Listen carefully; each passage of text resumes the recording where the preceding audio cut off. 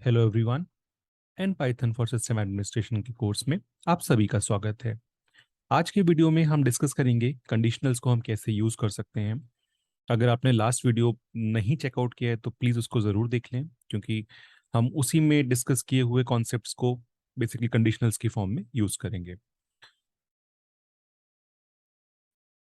तो हम अपने रेपल में पहले कुछ ऑपरेटर्स जो हमने लास्ट वीडियो में डिस्कस किए थे उनको यूज़ करके देखते हैं। एंड गोइंग फॉरवर्ड हम एक स्क्रिप्ट भी टेस्ट करके देखेंगे जिसमें लास्ट टाइम हमने फाइल हैंडलिंग को डिस्कस किया था।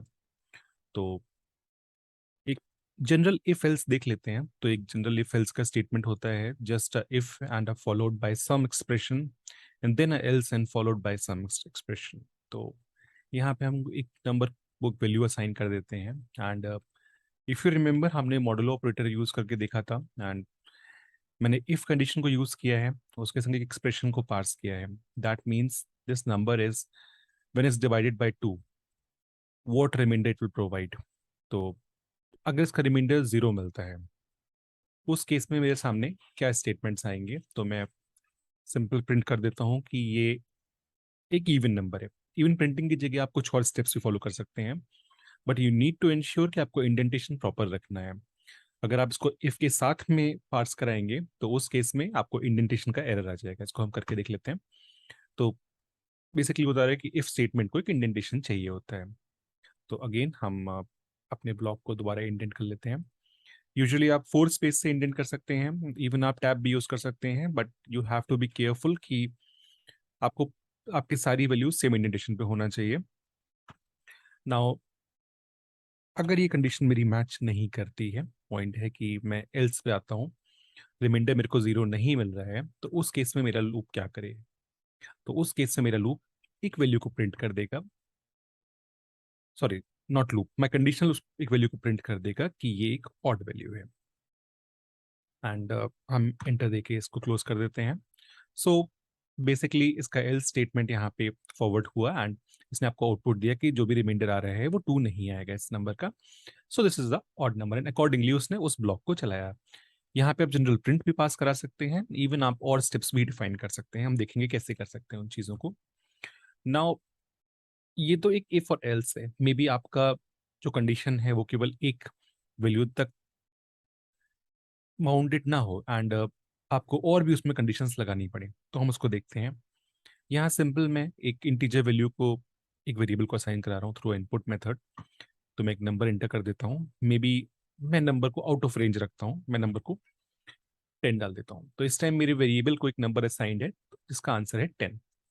तो आप इसको देख सकते हैं। अब मैं क्विकली एक फिर से एक लूप बना लेता हूँ, सॉरी एक कंडीशनल बना लेता हूँ। तो मेरी कंडीशन इस पर ये है कि इफ के साथ कि अगर इस value, this is a, you would notice कि ये इक्वलिटी है ना कि असाइनमेंट। तो इक्वलिटी ऑपरेटर है आपके सामने जहाँ पे डबल इक्वल्स टू बना हुआ है। तो अगर इसकी वैल्यू जो भी असाइन की है वो 1 होती है, तो उस केस में आप कुछ एक्शन परफॉर्म करना चाहते हैं जो ऑब्वियसली हमको पता है कि नहीं है।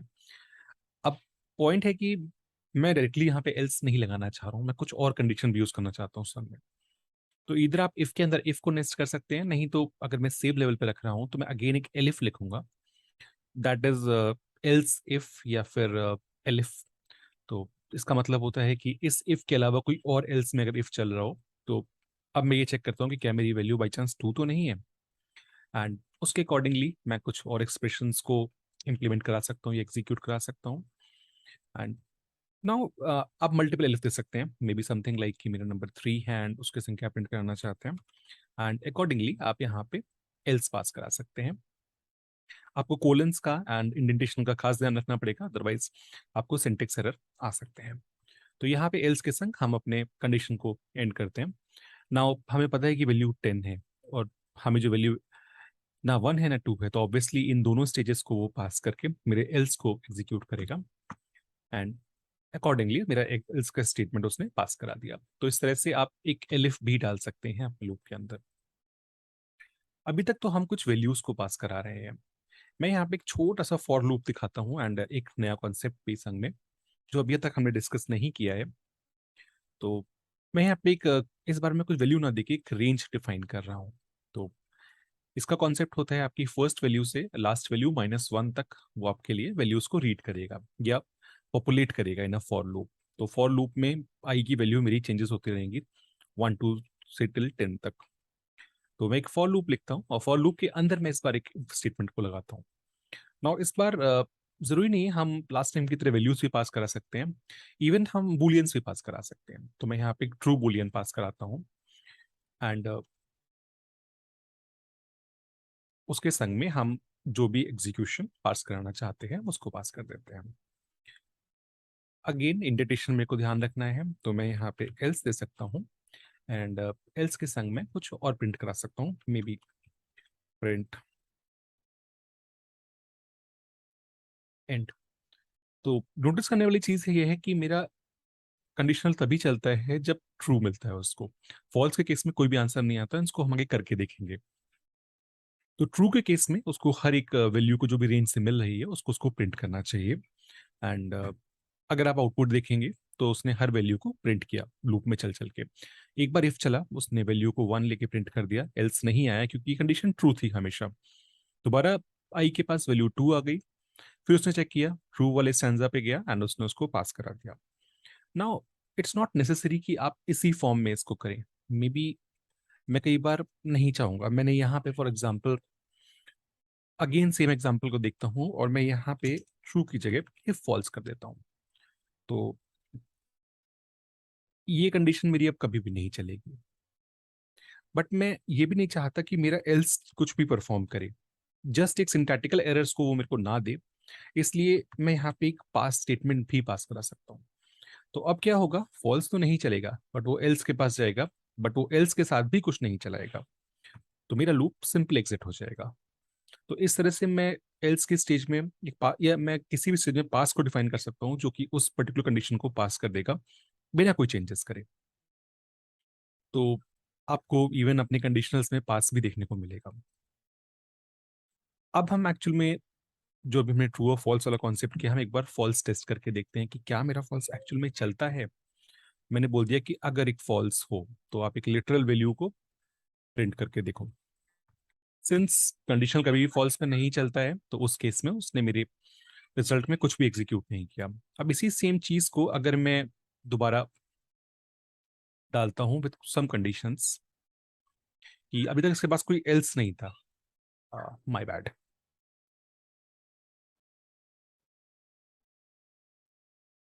यहाँ पे तो ऑब्वियसली हम देख चुके हैं कि नहीं चलेगा, मैं इस बार एल्स पास कराता हूँ। दैट मीन्स कि अब कंडीशन ट्रू होगी एंड उस ट्रू के संग मैं कोई और वैल्यू को पास करना देखना चाहता हूँ कि क्या वो वैल्यू आएगी। सो अब अगर हम इस कंडीशन को एवेलुएट करते हैं तो वो फॉल्स को ना पकड़ के जो भी उसका इनवर्स है दैट इज ट्रू उसको रीड करेगा एंड अकॉर्डिंग एक्सप्रेशंस को एग्जीक्यूट करा देगा। तो यहाँ पे आप देख सकते हैं कि इसने मेरे लिए एल्स को एग्जीक्यूट करा दिया। अभी हमने लास्ट वीडियो में इवन लॉजिकल एक्सप्रेशंस भी देखे थे, हम उनको भी थोड़ा सा प्ले अराउंड कर सकते हैं देखने के लिए। तो मैं कुछ वैल्यू असाइन कर देता हूँ नंबर्स में भी, ए इक्वल्स टू 10 एक्सप्रेशन में B equals to 5।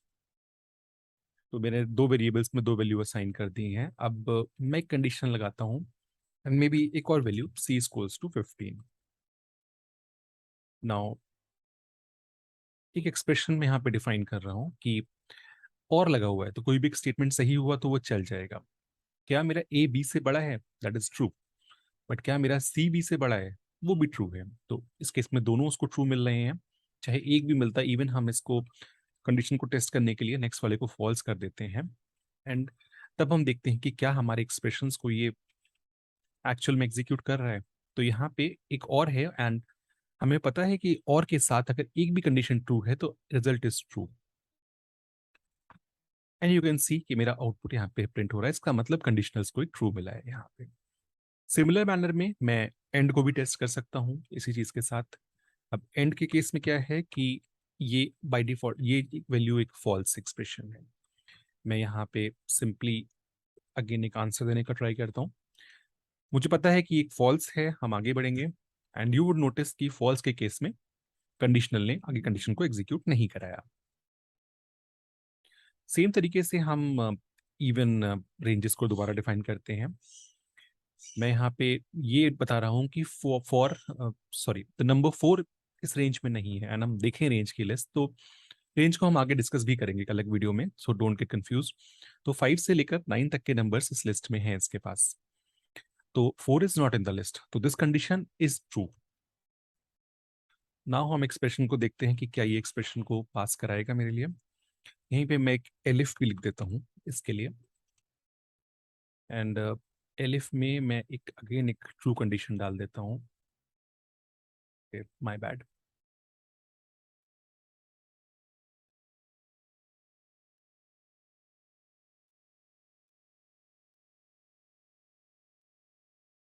And final हम एक एल्स डाल देते हैं इसके साथ।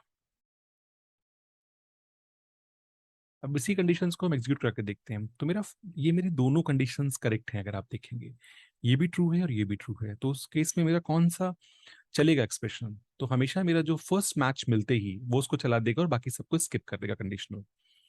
मैं इसको दोबारा करना चाहता हूँ, तो मैं अगर फर्स्ट को फॉल्स करूंगा तभी वो सेकंड के पास आएगा। आप इसको प्लीज जरूर टेस्ट करिएगा और मेरे को बताइएगा। तो ये कुछ तरीके हैं जैसे हम चला सकते हैं अपने कंडीशनल्स को।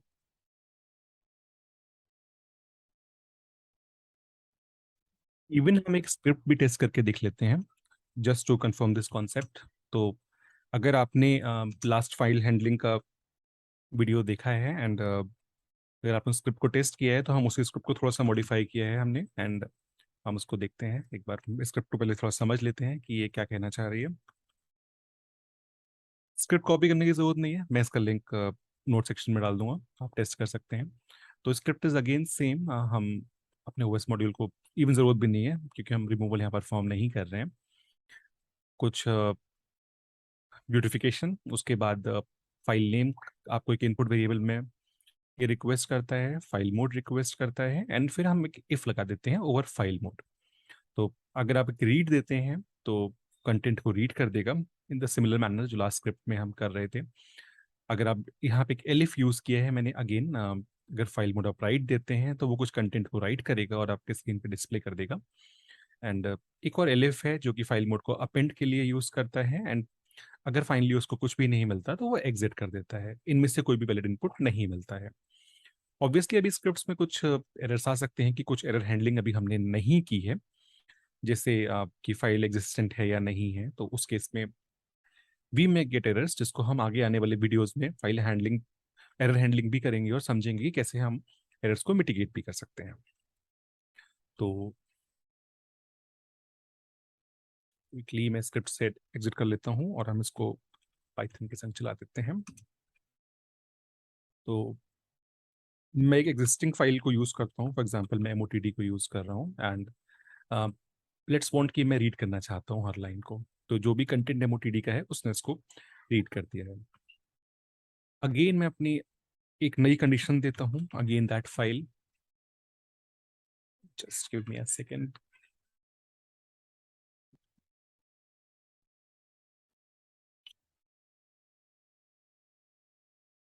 इस मोड में मैं इसको राइट मोड में, तो ऑब्वियसली मेरा सारा डेटा वो डिलीट करके एक नया डेटा राइट कर देगा एंड मेरे को स्क्रीन पे दिखा देगा। नाउ क्या मैं इस फाइल को ही सेम मैनर में अपेंड कर सकता हूँ? तो मैं इस बार अपेंड की कंडीशन लगा रहा हूँ, तो जो भी कंडीशन में अंदर लिखा हुआ है वो आपको एक्स्ट्रा कंटेंट लिखने को बोलेगा।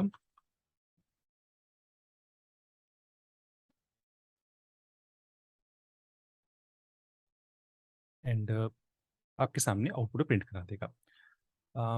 सिंस ये फाइल मेरी पपेट मैनेजर, तो ऑब्वियसली लास्ट रन ने सारी कंटेंट को ओवरराइट कर दिया। तो इस सिमिलर मैनर में आप टेस्ट कर सकते हैं। आप यहीं पे मैं अगर कोई और कंडीशन देता हूँ, फॉर एग्जांपल कुछ भी मे बी आर प्लस, तो उस केस में उसका एल्स कंडीशन चल जाएगा और वो स्क्रिप्ट को एग्जिट कर देगा। तो इस तरह से आप अपने इफ स्टेटमेंट से अपने स्क्रिप्ट को और डिस्क्रिप्टिव और आई वुड से कंट्रोल बना सकते हैं। तो कंडीशनल्स में फिलहाल इतना ही, एंड नेक्स्ट चैप्टर में हम आपको मिलेंगे लूप्स के साथ, जहाँ पे अभी तक हमने लूप्स को थोड़ा बहुत यूज करके देखा है, बट यहाँ पे हम लूप्स को प्रॉपर स्ट्रक्चर एंड सिंटेक्स के संग डिटेल में पढ़ेंगे, एंड अकॉर्डिंगली हम कुछ टेस्टिंग परफॉर्म करेंगे। तब तक के लिए thank you very much, have a nice day, bye bye.